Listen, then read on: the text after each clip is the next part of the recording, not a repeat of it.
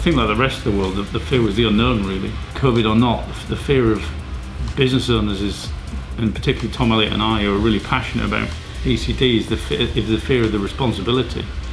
You know, there's 50 families that depend on, you know, an income from our business, and then we have a commitment to our clients, and we have a commitment to, you know, 100,000 fans that follow us, and there's a tremendous amount of responsibility.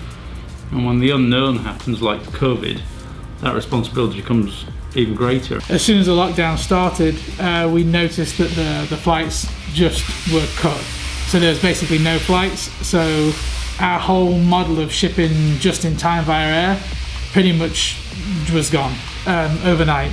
So we very quickly had to reorganize our schedule, reorganize how we were building the trucks, to be bringing parts in pretty much just by sea. While the business was closed, we were able to look at the business from different angles and look at it from, you know, I think we have a culture here where we're chasing perfection, and I think we're always the first to tell ourselves we're not perfect. And I think COVID during the shutdown gave us an opportunity to look longer at that we were not perfect, and how do we fix some things, and also how do we then map out the future.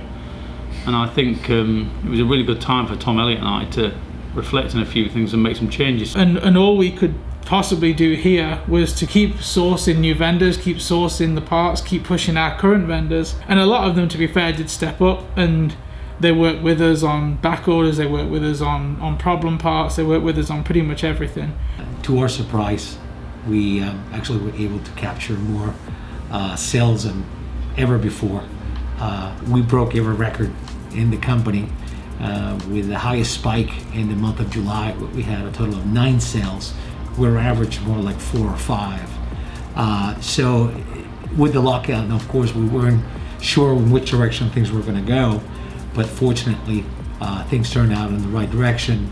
Part of it, of course, being our marketing team being very persistent and putting our name out there, and could be also the fact that some folks have more time in their hands to lay back and I guess embark in projects such as these. If anything, it's made us more effective. The shipping is now more streamlined. We get a lot more in one container than we ever used to before. Us being a non-corporate business was one of our best assets because there was no book on COVID. So we just took a manufacturing principle of saying we'll reopen the back of the production line and get the first split built and feed the next bay and feed the next bay and feed the next bay, and eventually bringing all the guys back over a period of 4 weeks so that everybody walked into having something to build again. That was one of the ways that we were able to get back up to full production. By probably June, early July, we were back up to 4 trucks a month, and I think not waiting for direction and playing one of our strategies that we mapped out was the best decision we made.